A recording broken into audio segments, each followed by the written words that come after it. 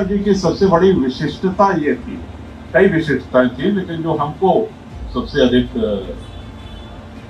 विशेष लगी, कोई भी हो, किसी भी विचारधारा का हो, किसी भी दल का हो, उससे बड़े आत्मीय संबंध, और वो व्यक्ति भी बड़े आत्मीयता से आदरणीय चंद्रशेखर जी से मिलता था, अपनी बात, अपनी समस्या, अपनी बातें रखता था। भारत में जितने भी राजनीतिक दल हैं और राजनीतिक दलों के जितने भी जनप्रतिनिधि हैं, सभी से उनके संबंध बहुत ही घनिष्ठ और बहुत ही आत्मीय रहे।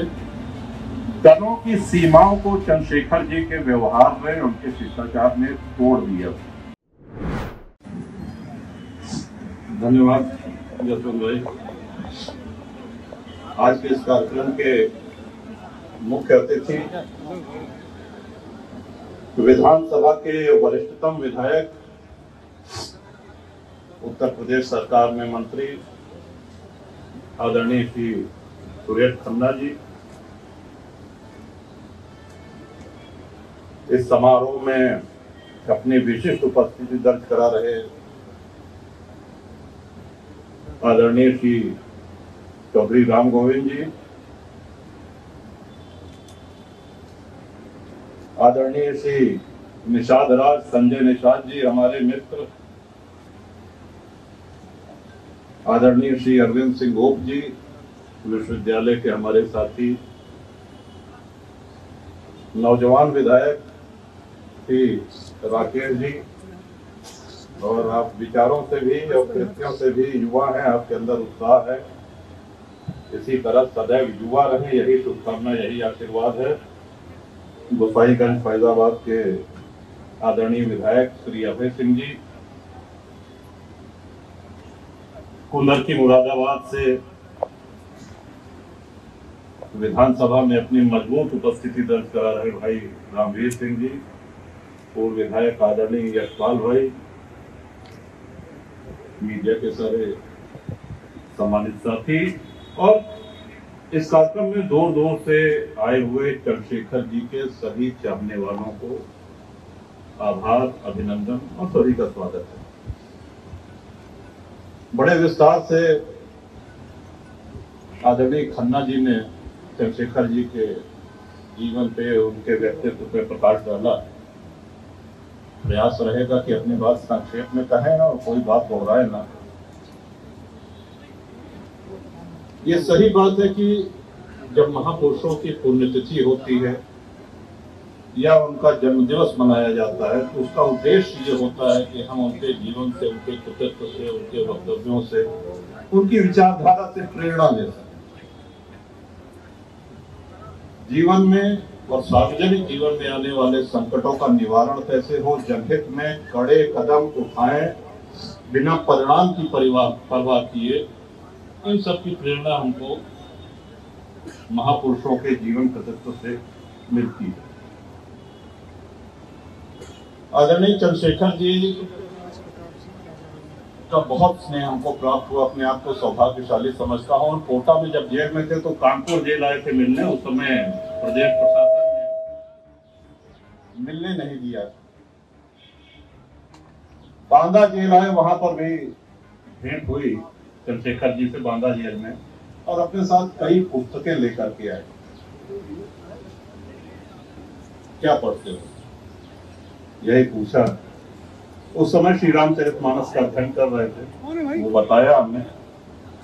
कई पुस्तकें उन्होंने दी जो आज हमारे लिए बड़ी अनमोल धरोहर है और उनकी स्मृति के रूप में बड़े अच्छे से संजो करके रखा हुआ है। राम गोविंद भाई से कोई खून का रिश्ता नहीं है, लेकिन पुत्र से भी अधिक अगर उनका स्नेह रहा तो श्री राम गोविंद जी के लिए रहा, और इन्होंने भी उसी भाव से हमेशा चंद्रशेखर जी को देखा, उनका साथ दिया, उनके साथ रहे। और जब वरिष्ठ नेता मिलते हैं तो इसी तरह के हास्य व्यंग होते हैं। आदरणीय राम गोविंद जी ने सुरेश जी को आमंत्रित किया समाजवादी पार्टी में,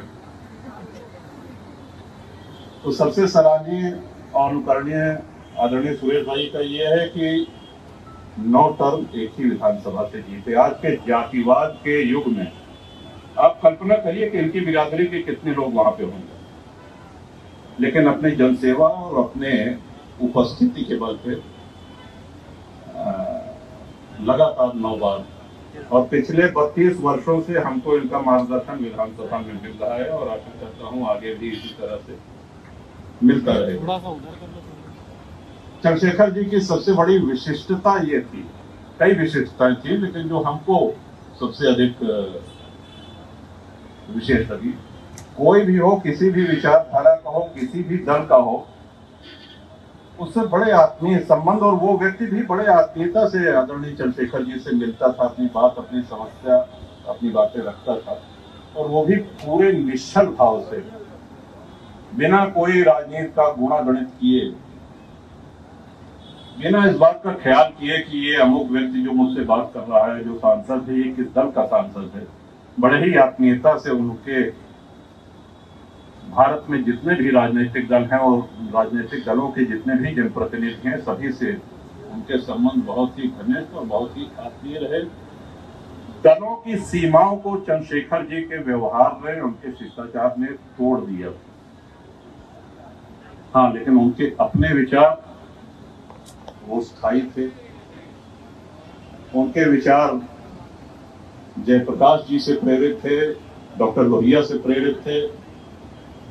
यहाँ जयप्रकाश जी और डॉक्टर लोहिया का जिक्र करने के साथ साथ हम ये बता दें कि सबसे पहले कांग्रेस मुक्त भारत का सपना देखने वाले जयप्रकाश जी थे, डॉक्टर लोहिया थे। विशेषकर जो हमारे साथी, हमारे बंधुगण जो समाजवादी पार्टी में है, उनको इस बात का ध्यान रखना चाहिए कि डॉक्टर लोहिया की क्या भावना थी कांग्रेस के प्रति, आचार्य नरेंद्र जी देव जी की क्या थी, आदरणीय मुलायम सिंह जी की क्या भावनाएं थी।